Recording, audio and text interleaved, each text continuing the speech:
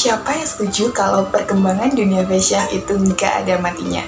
Oke, sebelum pembahasan lebih lanjut, di sini perkenalkan saya Friska Melani dengan NIM F022055 akan sedikit banyak membahas mengenai bagaimana secara garis besar dampak negatif yang ditimbulkan oleh industri fashion khususnya yang menggunakan material kulit hewan dan langkah keberlanjutan seperti apa yang bisa ditempuh oleh industri fashion tersebut dalam mengurangi dampak yang ditimbulkan selama kegiatan operasionalnya. Nah, seperti yang sudah disinggung di awal, industri fashion itu kayak nggak pernah tidur, nggak pernah berhenti untuk update, dan nggak ada matinya. Setiap hari, setiap bulan, setiap minggu, rasanya akan selalu ada tren-tren baru, model baru, dan seri-seri baru dari brand fashion di seluruh dunia. Nah, tentunya nggak ketinggalan juga nih dari industri fashion yang menggunakan bahan material utamanya berupa kulit hewan. Diketahui bahwa kulit hewan itu sendiri sudah lama menjadi bagian dari dunia fashion. Produk-produk fashion seperti jaket, sepatu, tas, ikat pinggang, dan banyak lagi lainnya banyak diproduksi menggunakan bahan dasar kulit hewan karena dinilai lebih awet dan juga memiliki nilai prestis yang tinggi. Industri fashion jika dilihat dari kacamata ekonomi pun seperti nggak ada celah. Kenapa begitu? Karena memang industri fashion ini memiliki dampak ekonomi yang sangat besar terhadap kondisi ekonomi global. Industri fashion menjadi salah satu sektor ekonomi terbesar di dunia dengan nilai pasar yang diperkirakan mampu mencapai triliunan dolar. Apalagi sekarang didukung dengan kemajuan teknologi dan kemudahan masuk ke pasar internasional.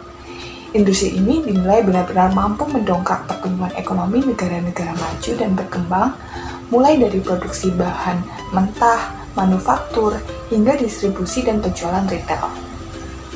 Itu kalau dipandang dari perspektif ekonomi ya. Nah, tapi coba sekarang kita beralih perspektif dan melihat industri fashion itu dari kacamata atau perspektif lingkungan.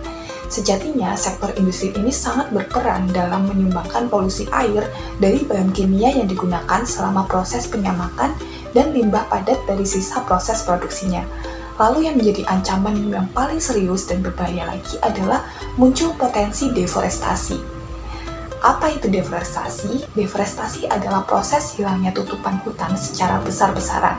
Ini karena seringkali produksi kulit hewan dimulai dengan pembukaan lahan yang luas untuk peternakan.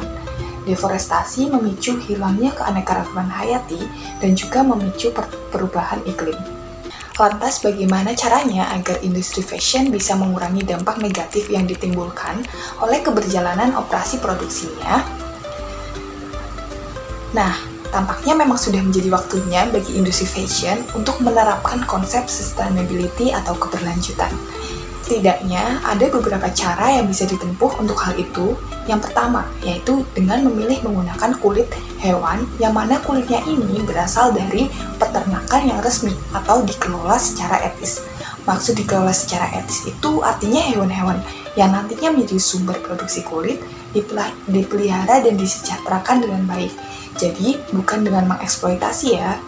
Nah, diharapkan pula peternakan itu menggunakan sistem pengelolaan lahan yang berkelanjutan, yaitu dengan mengoptimalkan lahan yang ada, bukan dengan membuka lahan baru secara ilegal. Selanjutnya yang kedua, industri fashion itu dapat secara perlahan beralih atau secara bertahap beralih menggunakan kulit sintetis. Peralihan ini bisa dimulai dengan ornamen-ornamen yang ada di produk utama atau produksi pada produk yang size-nya kecil seperti aksesoris.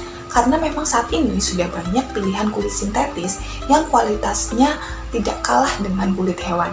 Sejumlah industri fashion yang sudah mulai beralih ke kulit sintetis antara lain seperti Hugo Boss yang meluncurkan sepatu dengan serat daun nanas, Gucci yang menggunakan kulit vegan yang diperkenalkan dengan nama Demetra, dan Veja, sebuah brand sepatu yang menggunakan kulit sintetis berasal dari limbah jagung. Lalu yang ketiga adalah terkait dengan permasalahan polusi air dan limbah yang dihasilkan. Jika terkait dengan polusi air yang dihasilkan, industri fashion itu dapat menempuh cara dengan beralih proses penyamakan dari yang sebelumnya dengan proses chrome tanning atau penyamakan dengan bahan kimia menjadi vegetable tanning atau penyamakan dengan bahan-bahan alami seperti kulit pohon. Ya, walaupun dapat dipastikan proses penyamakan dengan bahan alami ini akan memakan waktu yang lebih lama. Tetapi opsi lainnya yang dapat ditempuh jika memang perusahaan tetap mau menggunakan crop tanning adalah dengan pengolahan limbah yang baik dan benar sebelum dibuang ke pembuangan akhir. Nah, itu tadi kalau terkait polusi air atau limbah B3 yang dihasilkan. Kalau terkait dengan limbah kulit sisa hasil produksi, industri fashion dapat menerapkan prosedur recycle atau mendaur ulang menjadi aksesoris atau ornamen-ornamen kecil yang tetap memiliki nilai jual. Dan yang terakhir, langkah yang dapat dilakukan industri fashion adalah dengan menggandeng customer mereka sendiri. Untuk apa? Tentunya untuk mengkampanyekan dan menginfluence mereka agar mau untuk turut serta bersikap lebih bijak terhadap lingkungan.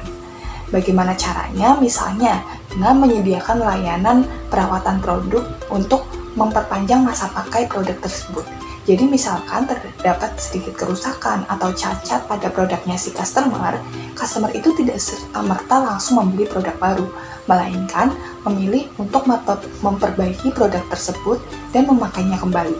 Sehingga secara otomatis hal tersebut akan berimpact pada pengurangan permintaan bahan baku kulit. Nah, itu tadi beberapa langkah yang bisa ditempuh oleh industri fashion dalam rangka mengurangi dampak negatif yang ditimbulkan oleh keberjalanan operasionalnya. Tentunya kita semua berharap bahwa semakin berjalannya waktu, industri fashion di seluruh dunia akan lebih melek terhadap konsep keberlanjutan atau sustainability dan lebih peduli kepada lingkungan dalam proses produksinya. Karena lingkungan yang lestari adalah dambaan semua makhluk hidup. Sekian dari saya Friska Melani, sampai jumpa di lain waktu.